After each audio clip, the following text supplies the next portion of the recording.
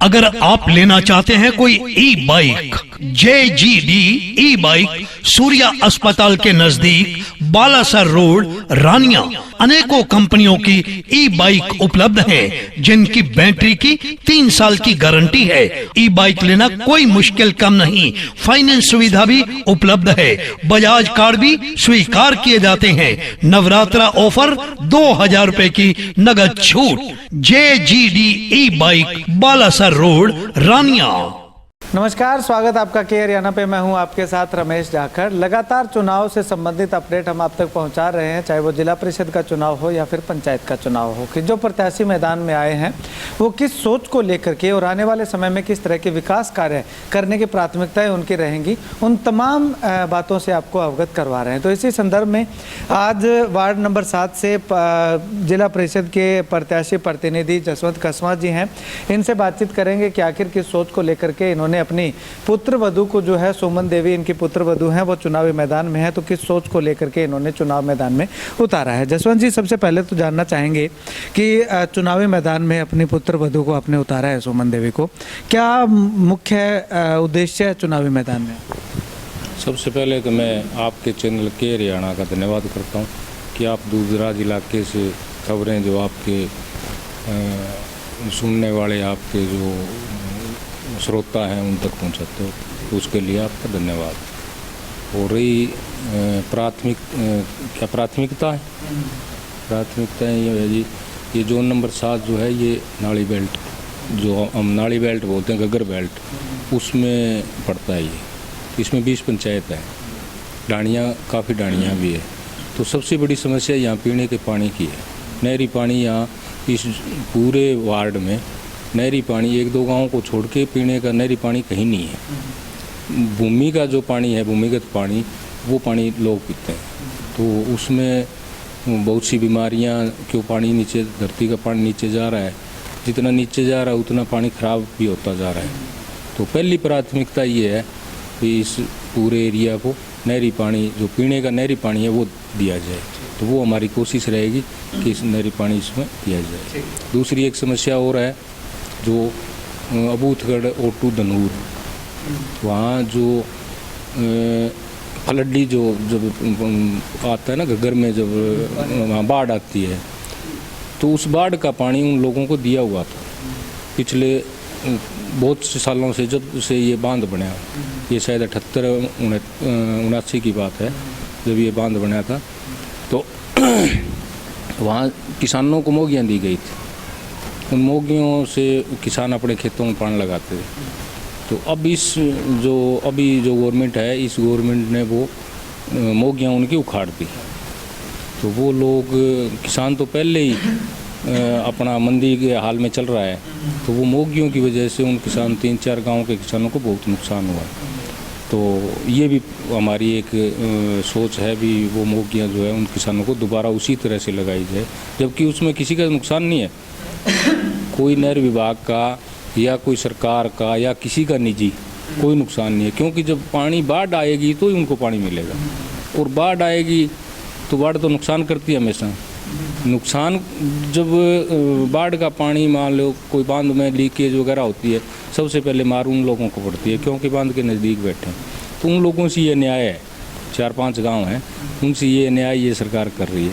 तो हमारी ये भी प्राथमिकता रहेगी कि वो जो पहले चल रहा था उसी हिसाब से दोबारा चलवाया जाए। दूसरी, वहाँ के लोगों को एक और समस्या है, वहाँ एक वन विभाग की ज़मीन है, काफ़ी ज़मीन है, उसमें वन विभाग ने अपना ना वो पेड़ लगा रखे हैं, जंगल टाइप हो गया वो। तो उसमें जंगली जानवर जो है, जिस तरह सूअर है, कोई और जो भी जानवर है, नीलगाय, सूअर, तो वो किसानों, वहाँ के किसानों को बहुत बड़ा नुकसान करते हैं।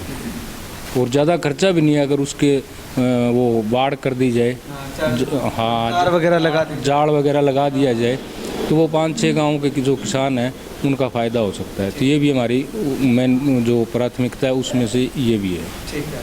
इसके अलावा अगर बात करें तो शिक्षा स्वास्थ्य पे किस तरह की असुविधाएं हैं और किस तरह से आप उसको इम्प्लीमेंट और उसमें करें? शिक्षा के मामले में स्कूलों में, ज़्यादातर स्कूलों में स्टाफ की बहुत कमी है। दूसरी जो सुविधाएं हैं, इस गवर्नमेंट ने, जो इस सरकार ने जो ये अभी किया है अपना ट्रांसफ़र जो पॉलिसी है। हाँ पॉलिसी आई है, उस पॉलिसी से कई स्कूल तो बिल्कुल ही खाली हो गए, और जो शहर के नज़दीक कोई स्कूल है उस स्कूल में जितनी ज़रूरत थी उससे ज़्यादा अध्यापक हो गए। तो इसमें भी हम अपनी, ठीक है हम विपक्ष में है, कांग्रेस पार्टी से हूँ मैं, पर हम उसके बारे में भी हमारी आवाज़ उठाएंगे। स्वास्थ्य के क्षेत्र में किस तरह की? स्वास्थ्य के क्षेत्र में हमारे इस जोन में, पूरे जोन में शायद ही कोई उप स्वास्थ्य केंद्र होगा, अगर है तो वहाँ स्टाफ नहीं है, तो वो भी हम लड़ाई सरकार के खिलाफ, चाहे लोगों के साथ मिलके जैसे भी हमें लड़नी पड़ी वो हम लड़ेंगे। युवाओं को नशे से दूर रखने का मुद्दा जो है वो लगातार हर जोन में अगर बात करें तो इसके साथ साथ हर पंचायत में उठता हुआ दिखाई दे रहा है। तो आपकी क्या सोच रहेगी कि युवाओं को नशे से दूर रखा जाए, किस तरह के प्रयास? देखो सबसे पहली बात तो है भी शिक्षा ही एक बुराइयों की जो है ना, शिक्षा ऐसा हथियार है जो बुराई को नष्ट कर सकता है। और दूसरी है भी नशे की सबसे बड़ी समस्या वास्तव में नशे की है, हमारे युवा जो है, और वो खासकर इस बेल्ट में नशे का बहुत ज़्यादा चलन हो रहा है। पर ये तो देखो सरकार अगर चाहे, प्रशासन चाहे, तो ऐसी इतनी बड़ी समस्या नहीं है, इस पे काबू पाया जा सकता है।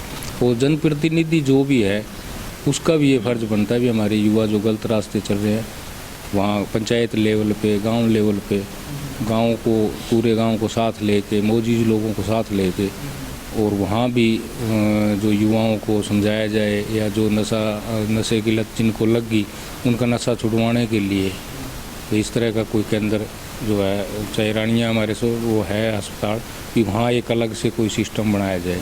तो इस पर भी हम सरकार से मांग भी करेंगे, और ज़रूरत पड़ी तो हम अपना सड़कों पे भी हमारे साथ लोगों को लेके, एरिया के लोगों को, तो हम संघर्ष करेंगे। यानी कि युवाओं को नशे से दूर रखना, जैसे मर्जी रख, पूरी कोशिश करेंगे।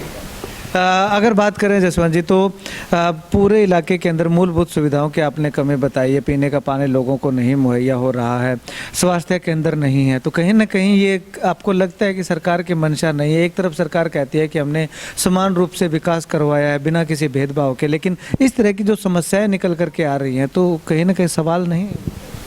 बिल्कुल सवाल उठते भी और उठने भी चाहिए। आज इस सरकार को आए 8 साल हो गए, 8 से ऊपर जा रहे हैं। तो आप भी सारे इस एरिया में, हर गांव में घूम रहे हो, जाते भी हो, भी कहीं भी ऐसा कोई काम आपको दिखाई नहीं देगा जो सरकार ने शुरू किया हो। तो सारी कमियां तो देखो सरकार में है, हमारे यहाँ से जो नुमाइंदे हैं, मैं तो उनकी कमी मानता हूँ कि जो लोगों ने इतना बड़े समर्थन से उनको बनाया है, और वो अपने मस्ती में मस्त हैं, कि लोगों की तरफ ध्यान देना चाहिए। ये नहीं भी मान लो चुनिंदा लोगों को कुछ फ़ायदा पहुंचाने के लिए दूसरे लोगों का नुकसान कर रहे हैं, तो ये अच्छा नहीं है। सबको साथ लेके चलने का तो ये मतलब है भी हर एक का काम है, पर इस गवर्नमेंट में नहीं हो रहा। अब अंत में जो वोटर हैं, आपके इलाके के जो लोग हैं जो हमारे चैनल को देख रहे हैं, उनको क्या मैसेज देना चाहेंगे? चुनाव निशान की अगर बात करें तो वो क्या मिला है उसको लेकर? तो वो वार्ड नंबर 7 के सभी मतदाताओं से मेरी अपील है कि मेरी पुत्र वधू सुमन कसवा, जिनका चुनाव निशान उगता हुआ सूरज है, उसके सामने वाले बटन दबा के और आप हमारा समर्थन कीजिए। हम आपके साथ हमेशा कंधे से कंधा मिला के मैं पहले भी चला हूँ और आगे भी मैं चलता रहूँगा। तो यही मेरी हमारे मतदाताओं से, वार्ड नंबर 7 के मतदाताओं से मेरी हाथ जोड़ के विनती है। शुक्रिया बातचीत के लिए। तो यहाँ पे तमाम मूलभूत सुविधाओं की कमी जो है वो इस क्षेत्र में जसवंत कसवा जी का कहना है कि देखने को मिल रही है, और उस कमी को पूरा करने के उद्देश्य से चुनावी मैदान में इन्होंने अपने पुत्र वधू को उतारा है। तो ऐसे में लगातार जो है वो गाँव के अंदर जाते हैं तो नहरी पानी की समस्या जो है वो सबसे ज़्यादा उभर करके सामने आ रही है। लोगों को बोरवेल का पानी पीने को मजबूर होना पड़ रहा है, और बोरवेल के पानी में अब तक तो ठीक है, लेकिन जैसे जैसे वाटर लेवल नीचा जाता जाएगा वैसे वैसे जो है वो बीमारियां भी जो है वो और ज़्यादा पनपने की संभावनाएं प्रतीत हो रही हैं। तो ऐसे में पीने के पानी की व्यवस्था जो है वो मुहैया करवाना और इसके साथ साथ जो किसानों को जिस तरह की समस्याएं आ रही हैं उनसे निजात दिलवाना और युवाओं को नशे से दूर रखना और इसके अलावा तमाम मूलभूत सुविधाओं की पूर्ति करवाने के मकसद के उद्देश्य से जो है वो जसवंत कसवां जी ने अपने पुत्र वधू को इस चुनावी मैदान में उतारा है। खैर आने वाले समय में क्या कुछ समीकरण रहते हैं, क्या जनता जो है वो इन पे भरोसा जताती है या नहीं जताती, वो आने वाला वक्त बताएगा। लेकिन फिलहाल अगर उद्देश्य की बात करें तो इन्होंने अपना उद्देश्य जो है वो साफ किया है। अब तय आप लोगों ने करना है कि क्या इनके उद्देश्य जो हैं, जिस निश्चय को लेकर के ये चुनावी मैदान में आए हैं, वो आप लोगों को अच्छे लगते हैं या नहीं लगते। अगर अच्छे लगते हैं तो वोट करके सफल बनाइएगा, अगर नहीं अच्छे लगते हैं तो एक बार सोच विचार जो है वो जरूर कीजिएगा। खैर आप इस वीडियो को लेकर के क्या कुछ कहना चाहेंगे कमेंट सेक्शन में कमेंट करके ज़रूर बताइएगा। कैमरा सहयोगी सुनील के साथ रमेश जाखड़ के हरियाणा।